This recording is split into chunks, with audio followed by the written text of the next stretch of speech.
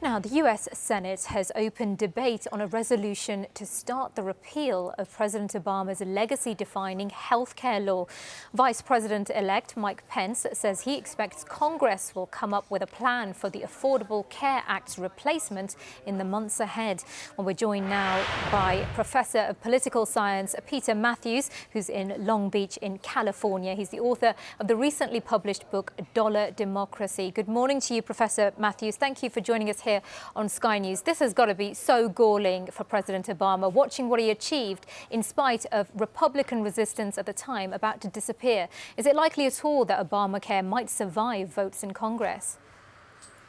I think if it survives, it'll be partial survival. It won't be a full survival because Republicans have the majority and they're using a process called budget reconciliation to actually pass it through this process of getting rid of Obamacare as fast as they can. And the way it works is that the House, or actually the Senate, the key body, the Senate would say to the people there, go ahead and let's pass a resolution, and let's do it through reconciliation, which means that all you have to do is say to the about four committees in the Senate, the top committees that are involved with healthcare legislation, you need to cut out $1 billion from the budget deficit next year. And once that general blueprint is set up, then the specific legislation to implement the blueprint, to actually start the cutting of the budget deficit, will go into place, and it only takes 51 votes if there's a full majority of the whole Senate in place.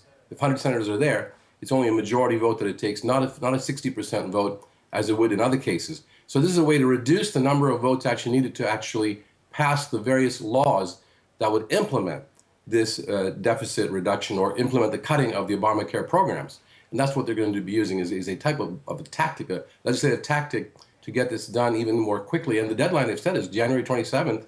To get it done by January 27th. So parts of Obamacare could actually start being eliminated as early as January 27th in terms of the actual passage of the legislation. It's a very interesting way, but they can only do it because they have so many Republicans in the House and Senate, the majority of actually. Yeah, and the Republicans and indeed the President-elect Donald Trump have all said that they would like to keep some aspects of Obamacare. Which aspects do you think they should keep and why? Well, I personally think they should keep all of them and then expand on them and make the United States have a comprehensive universal system like all the other countries that are civilized in the world. Britain, for example, you have the NHS, you have single-payer health care in Canada, Medicare for all. We need to have something like that over here, and I think that if they do keep some of those portions of it, they must at least keep the part that says that no insurance company can kick you off the plan just because you have a pre-existing condition. And also that young people who are under the age of 26 can remain on their parents' insurance until they're 26 years old. These are all very incremental steps that Obama took. And in my book, Dollar Democracy, I say in the chapter on healthcare, I call Obamacare a small step in the right direction. It should have been expanded to a public option or a single-payer type of nonprofit medical insurance system, as in Canada, Medicare for all, as we have here for the elderly. That would be the way to go, in my opinion. But seeing Republicans, the majority, and then Donald Trump coming in as a Republican president, it's going to be very tough for anyone to get anything done in that direction. So more than likely, we'll start to see some cuts in Obamacare and some real revisions to it. Not entirely, though.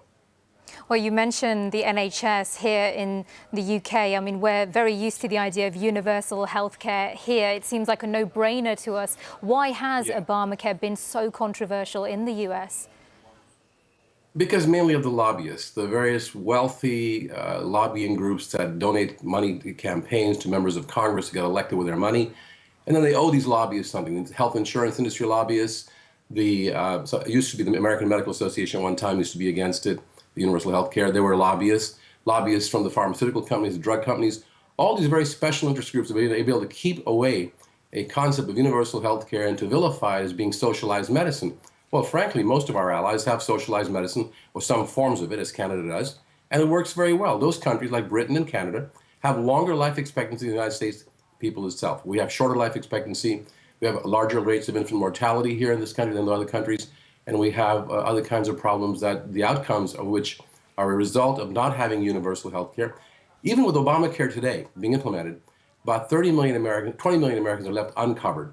And if the Republicans repeal the entire Obamacare, 20 million Americans who actually receive coverage would lose their coverage as well. So a total of 15 million Americans that should actually be covered fully are only partially covered now, and about 30 more million would lose their coverage entirely. And that's not good at all for anyone. And it'd make all of us, even those of us who have health care, even more in jeopardy of our health when people around us are not healthy. And it's just not a humane thing to do. So that's why I would urge President Donald Trump to go in the other direction and say, look, let's expand it, make it efficient, single-payer, non-profit health insurance, as in Canada, as we have for the elderly here, lower overhead costs, no deductibles, no co-payments, and people will go see the doctor more regularly and get preventive care and live longer. And that would be the way to go for America. Yeah, indeed. We'll have to wait and see exactly how long it takes and exactly what happens. For now, though, Peter Mathews, great to talk to you. Thank you for joining us here on Sky News.